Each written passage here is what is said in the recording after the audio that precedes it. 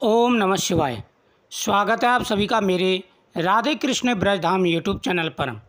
शिव महापुराण की कथा। एक बार भगवान विष्णु और ब्रह्मा जी में परस्पर वाक युद्ध छिड़ गया। सभी देवता बड़े परेशान हुए और सभी देवता भगवान शिव के पास गए। भगवान शिव बोले, पुत्रों, मैं जानता हूँ कि तुम ब्रह्मा और विष्णु के परस्पर युद्ध से बहुत दुखी हो। तुम डरो मत, मैं अपने गणों के साथ तुम्हारे साथ चलता हूँ। तब भगवान शिव अपने नंदी पर आरूढ़ हो देवताओं सहित युद्ध स्थल की ओर चल दिए। वहाँ छिपकर वे ब्रह्मा विष्णु के युद्ध को देखने लगे। उन्हें जब यह ज्ञात हुआ कि वे दोनों एक दूसरे को आपस में युद्ध के लिए ललकार रहे हैं, महेश्वर और पाशुपात अस्त्रों का प्रयोग करने जा रहे हैं, तो वे युद्ध को शांत करने के लिए महाअग्नि के तुल्य एक स्तंभ के रूप में ब्रह्मा और विष्णु जी के मध्य खड़े हो गई। महाअग्नि के प्रकट होते ही दोनों की अस्त्र शस्त्र स्वयं शांत हो गए।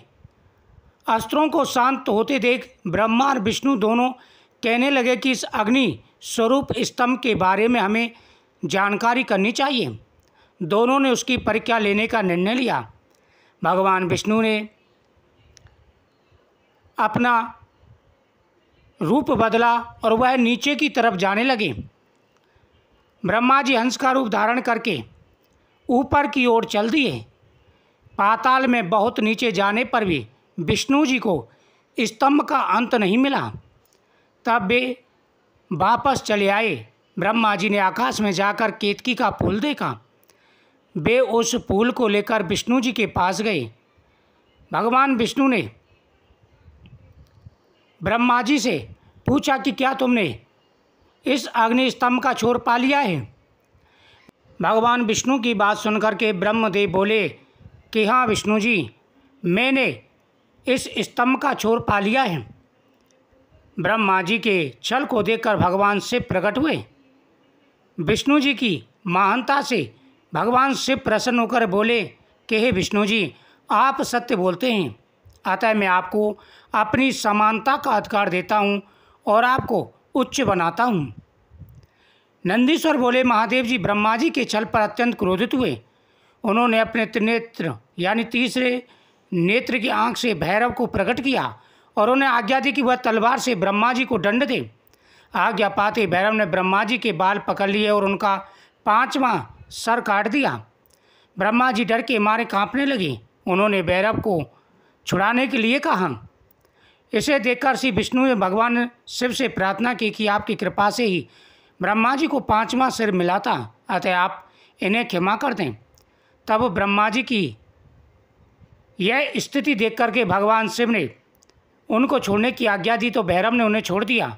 शिव जी ने कहा, तुमने प्रतिष्ठा और ईश्वर तत्व को दिखाने के लिए छल किया है, इसलिए मैं तुम्हें श्राप देता हूँ कि तुम सत्कार स्थान व उत्सव से विहीन होगे, तुम्हारी पूजा नहीं होगी।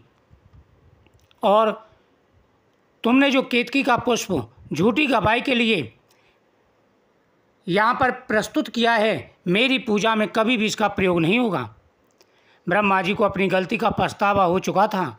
उन्होंने भगवान शिव के चरण पकड़कर क्षमा मांगी और निवेदन किया कि वे उनका 5वां सिर पुनः प्रदान करें।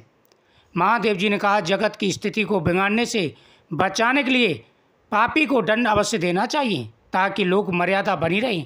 मैं तुम्हें वरदान देता हूँ कि तुम गणों के आचार कहलाओगे और तुम्हारे बिना यज्ञ पूर्ण न होंगे। फिर उन्होंने केतकी के पुष्प कहा, अरे दुष्ट केतकी पुष्प, अब तुम मेरी पूजा के योग्य नहीं रही।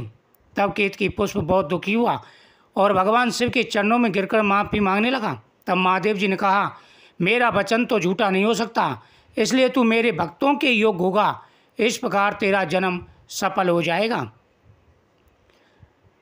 सावन मास के महीने में भगवान शिव की पूजा का बड़ा महत्व होता है। जो व्यक्ति नियमित रूप से भगवान शिव की आराधना करते हैं, उनके जीवन में कभी कोई कष्ट नहीं आता। जो नियम पूर्वक इन कथाओं का श्रवण करते हैं, भगवान शिव की सदाई उनके ऊपर कृपा बनी रहती है। इस कथा के श्रवण करने से भगवान प्रसन्न होते हैं और मनवांछित फल प्रदान करते हैं। ओम नमः शिवाय।